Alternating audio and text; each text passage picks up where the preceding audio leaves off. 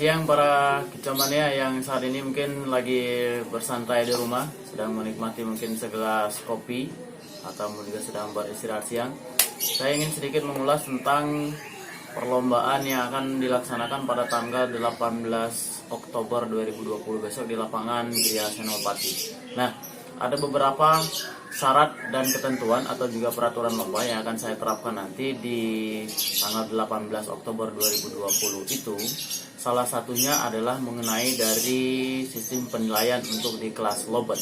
Karena mengapa saya katakan demikian? Karena kelas lobet ini sangat sering sekali terjadi kontroversi antara versi peserta atau pemain dengan juri.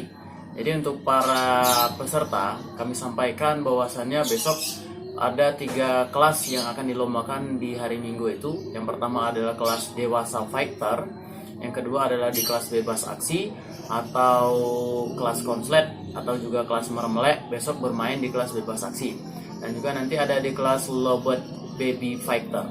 Nah, jadi untuk kawan-kawan lobet mania yang besok ingin berangkat ke Gria Senopati, saya sampaikan bahwasannya besok harus sesuai dengan kelas dan kriterianya masing-masing. Jangan sampai nanti salah kamar. Ketika kita bermain di kelas fighter, ternyata kita turun di kelas konslet, itu berarti pemain harus siap menerima risiko. Tapi ketika pemain konslet bermain di kelas fighter juga harus siap-siap menerima risiko, yaitu harus didiskualifikasi. Nah, saya akan sebutkan beberapa contoh yang mana yang kelas fighter, yang mana yang kelas lobet konslet, yang mana yang kelas lobet bebas aksi ataupun juga meremlek. Nah, untuk kawan-kawan lobet mania, ketika besok sudah menonton ataupun juga sudah melihat tayangan ini, kami harapkan bisa mengerti dan juga tidak salah kamar ya. Ini adalah salah satu kelas ataupun juga contoh lobet yang fighter. Oke, saya jelaskan sekali lagi, ini adalah contoh kelas lobet yang fighter. Bagaimana kelas lobet yang fighter? Yaitu kelas lobet yang memang memiliki respon terhadap lawan kiri kanan, yang ditandai dengan sayap harus menyilang, volume harus kencang, ekor harus menekuk ke bawah, tentunya mata melotot, dan juga memiliki daya tarung yang cukup tinggi. Ini contoh lobet fighter ya.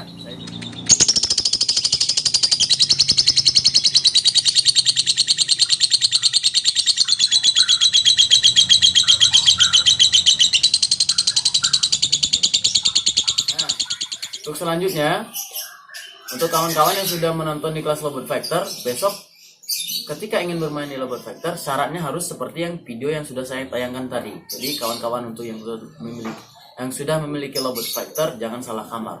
Bagaimana contoh lobet yang turun di kelas bebas aksi atau lobet konslet? Ya, saya contohkan dulu di bagaimana seperti apa yang namanya lobet konslet. Ya, nah lobet konslet ini yang dikatakan lobet konslet menurut versi saya, dia tidak memiliki respon terhadap lawan kiri kanan. Jadi dia memang ngekeknya itu memang enjoy, mau ada lawan atau tidak ada lawan, siang ataupun malam, dia selalu ngekek. Dan ngekeknya ini tanpa awalan ataupun juga tanpa abah-abah yang ingin ngekek seperti lobet fighter. Contohnya lobet yang konslet seperti ini.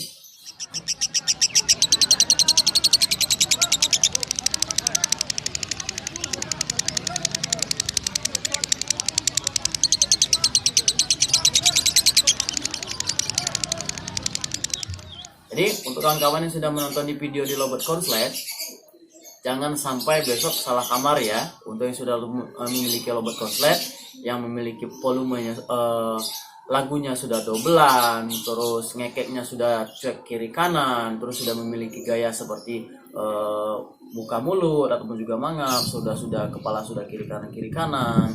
Nah, itu besok silakan turun di kelas lobet bebas aksi. Nah, bagaimana kelas lobet yang meremlek?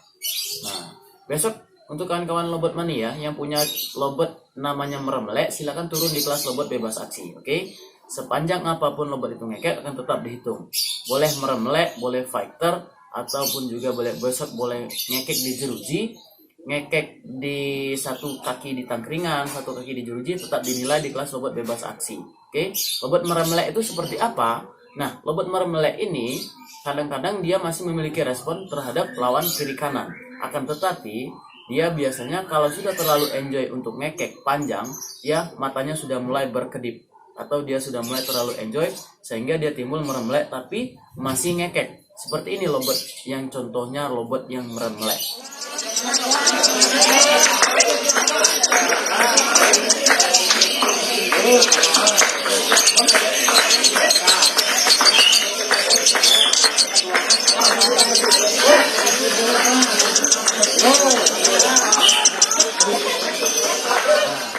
Jika teman-teman sudah melihat contoh lobet-lobet tersebut di atas, jangan sampai di acara besok salah kamar. Kami harapkan untuk peserta juga memahami kriteria yang kami berikan di sini. Ini aturan di Gantangan Senopati, bukan untuk di durasi lobet ya. Besok di lobet baby hitungan durasinya adalah 3 sampai 7 itu bendera kuning. Nilai bendera kuning ini adalah 10.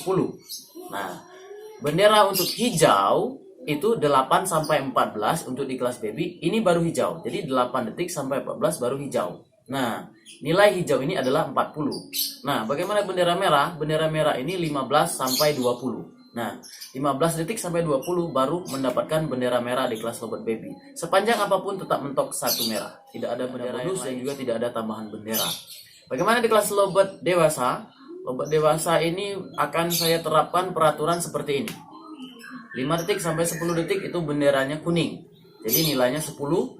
Jadi untuk di lobet dewasa 5 detik, 10 detik baru nilainya kuning. Jadi kalau 5 detik ke bawah tidak akan kami hitung. Nah, 11.20 itu benderanya hijau. Nah, hijau ini nilainya 40. Jadi 11 detik sampai 20 itu benderanya hijau. 21.30 baru berlaku untuk bendera merah. Jadi untuk mendapatkan satu bendera merah sangat dibutuhkan durasi yang cukup panjang. Untuk di kelas dewasa berlaku kelipatan berdasarkan sesuai aturan masing-masing. Nah, jadi untuk teman-teman yang ingin besok lomba di sini, jangan lupa tonton ini peraturan untuk di kelas lobet. Nah, untuk teman-teman yang lain yang masih penasaran akan saya tayangkan nanti untuk di kelas-kelas lomba berikutnya. Sampai jumpa ya.